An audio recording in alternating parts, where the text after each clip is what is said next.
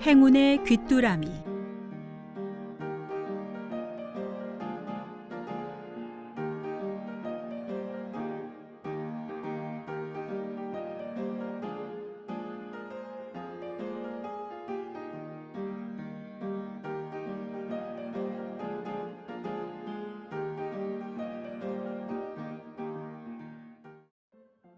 어느 마을에 구두를 만드는 남자가 있었어.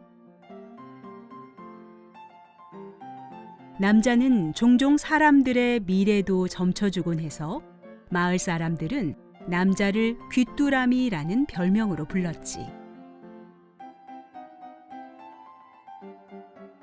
어느 날 남자가 부인에게 말했어. 다른 나라로 가서 구두 만드는 기술을 좀 더 익혀오겠소. 남자는 짐을 꾸려 먼 나라를 향해 배를 타고 떠났어.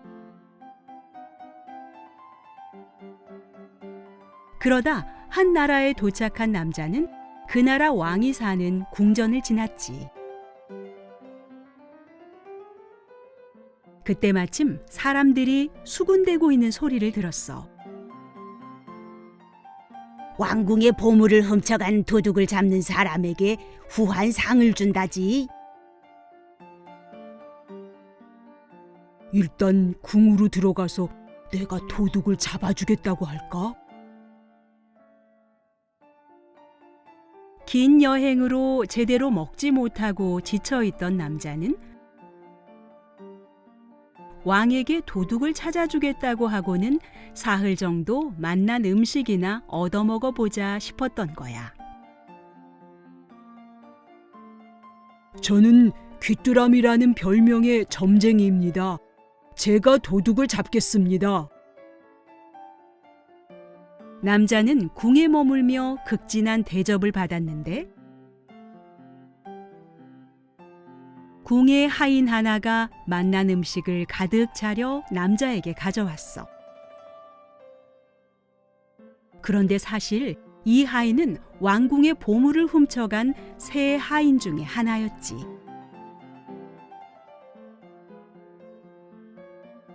잔뜩 굶주렸던 남자는 허겁지겁 음식을 먹고는 배를 두드리며 혼잣말을 했어.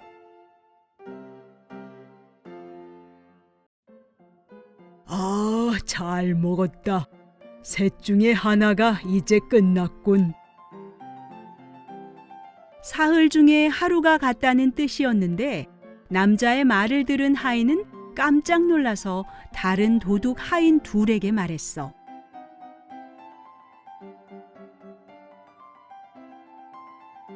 저 나그네 점쟁이에게 내가 도둑인 걸 들켜버렸네.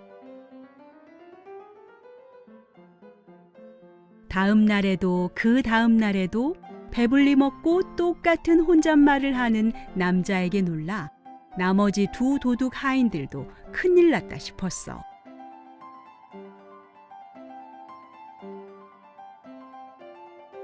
도둑들은 더 큰 벌을 받기 전에 빌기로 했지.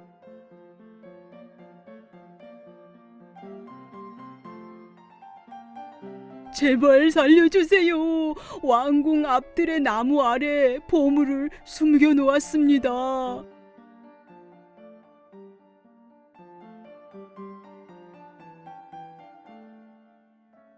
얼결에 도둑을 잡게 된 남자는 왕에게 이 사실을 말했어. 그리고 다음 날 함께 도둑들이 숨겨둔 보물을 찾기로 하고는 시장 구경을 하러 나갔지. 제비 좀 한번 보고 가시오. 시장에서 제비점을 치는 사람에게 귀가 솔깃해서 남자는 제비를 뽑아보았어. 그 안에는 새 것을 위해 옛 것을 버리지 마라 라고 쓰여 있었지.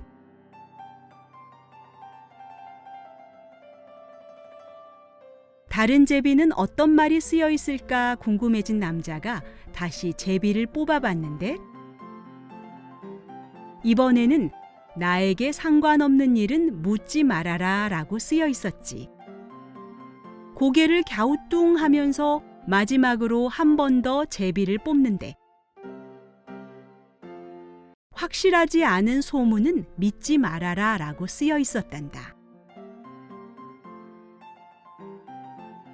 다음 날 남자는 왕과 함께 왕궁 앞들의 나무 아래에서 보물을 찾았고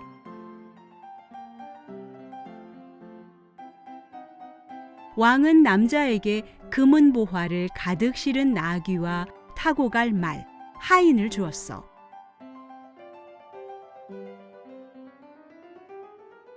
아, 이 정도면 고향으로 돌아가 잘 살 수 있겠구나. 배를 탈 항구를 향해 큰 길로 가던 남자는 큰 길 옆에 좁은 길을 가리키며 하인에게 물었어.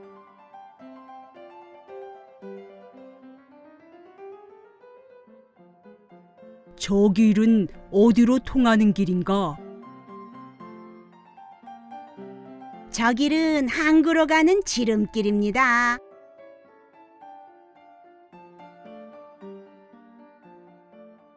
남자는 원래 가려던 큰 길로 갔는데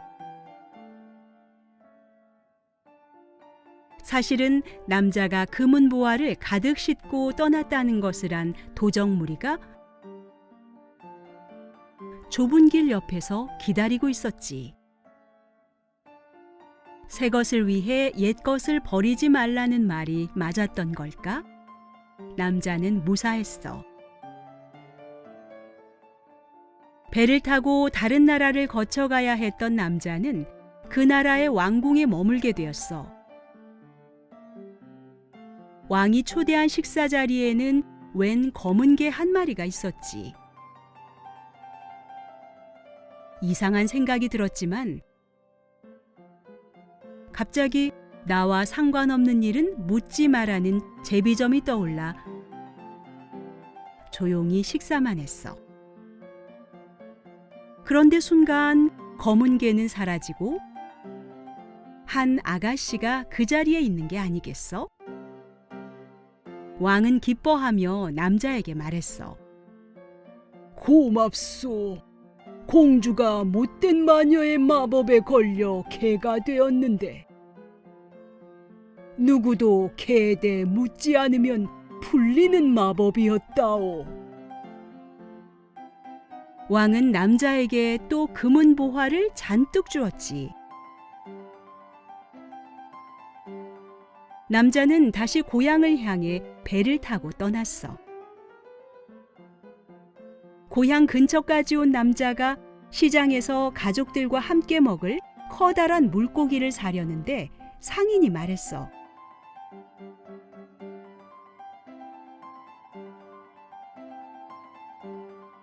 이건 저 건넌 마을 신부님이 잡수실 거라 못 판다오.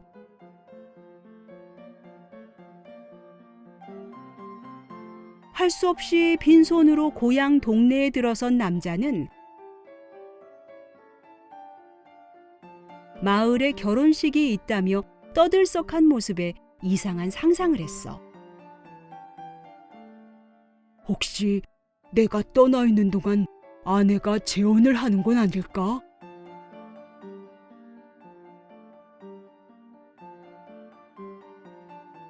남자는 확실하지 않은 소문은 믿지 마라는 제비점이 떠올라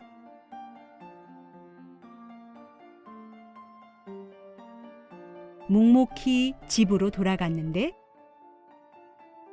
알고 보니 어느덧 청년이 된 아들의 결혼식이었던 거야. 남자와 아내 그리고 아들 부부는 오순도순 행복하게 살았단다.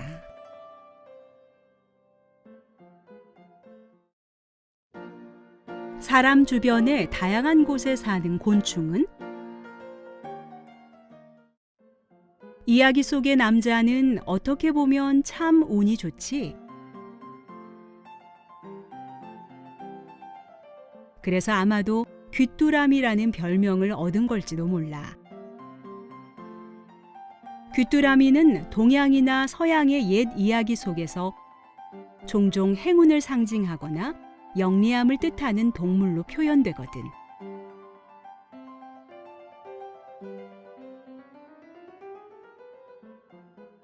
앞에서 귀뚜라미는 짝을 찾기 위해 수컷이 날개를 비벼 뚜루루르 노래를 하는 가을을 상징하는 곤충이라고 했던 것 기억나니?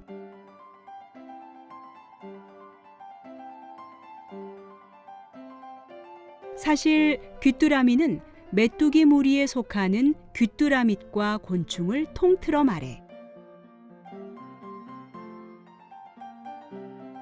종류에 따라 생긴 모습이 제각각이긴 하지만 대부분 등과 배가 편평해서 땅 위에 살기 알맞아.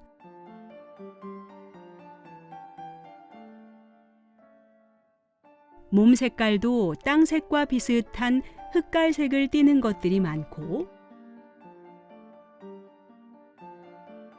몸보다도 긴 실 모양의 더듬이가 있으며 뛰어오르기 좋게 앞다리는 짧고 뒷다리가 길단다. 암컷을 찾는 수컷의 노래로 짝을 만나 짝짓기를 하고 나면 암컷은 땅속에 긴 대롱 모양의 산란관을 꽂고 그곳에 알을 낳지.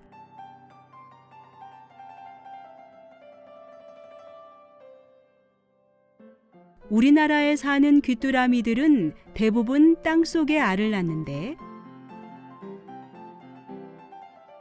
알 상태로 겨울을 나는 귀뚜라미는 봄에 깨어나 땅 위 어린 식물의 싹이나 잎을 갉아먹으면서 5번쯤 허물을 벗고 가을이 되면 얼음벌레가 돼.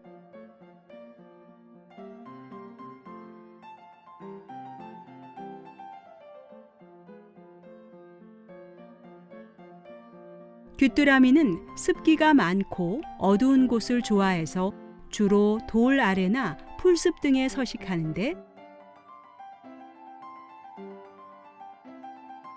어떤 종류는 나무 위나 물, 동굴에 서식하기도 해.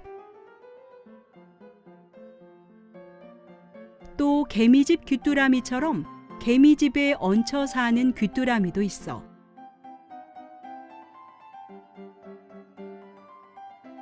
중국에서는 귀뚜라미 소리를 감상하기 위해서 일부러 가두어 기르며 소리를 듣기도 한단다.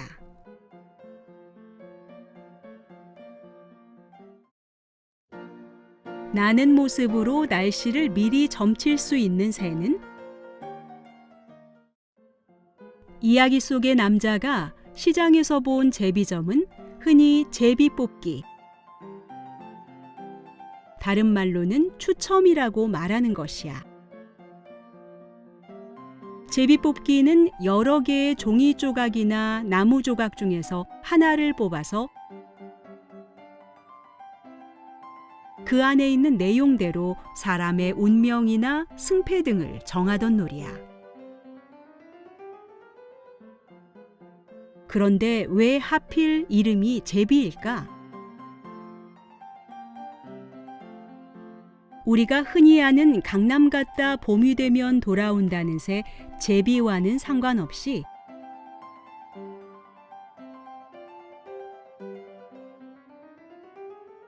잡는다의 잡이나 제비에서 나온 말로 추측하고 있어.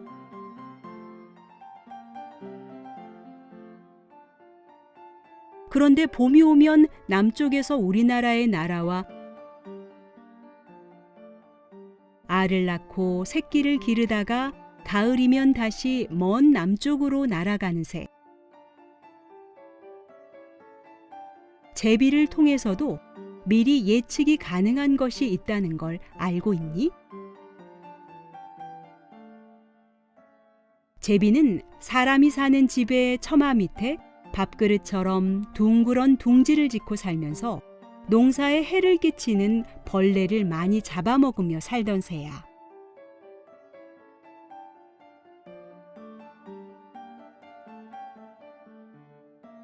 예부터 농사를 짓던 사람들은 제비를 보고 날씨를 예측했다고 해. 제비가 일찍 오는 해는 풍년이라고 여겼는데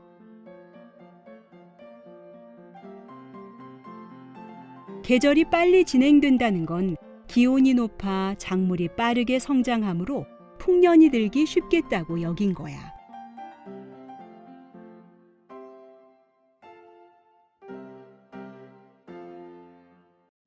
또 제비가 아주 높이 날면 폭풍이 올 것으로 생각하기도 했는데 태풍이 가까이 오면 하늘 높은 곳부터 강한 바람이 불기 시작하기 때문에 제비가 이 바람을 타고 높이 난다는 거지. 또 제비가 낮게 날면 비가 올 징조로 여겼는데 비가 오기 전에 공기가 습해지면 제비의 먹이가 되는 벌레들이 피할 장소를 찾아 땅 가까이 다니기 때문에 실제로 제비도 낮게 난다는 거야. 정말 그럴듯하지?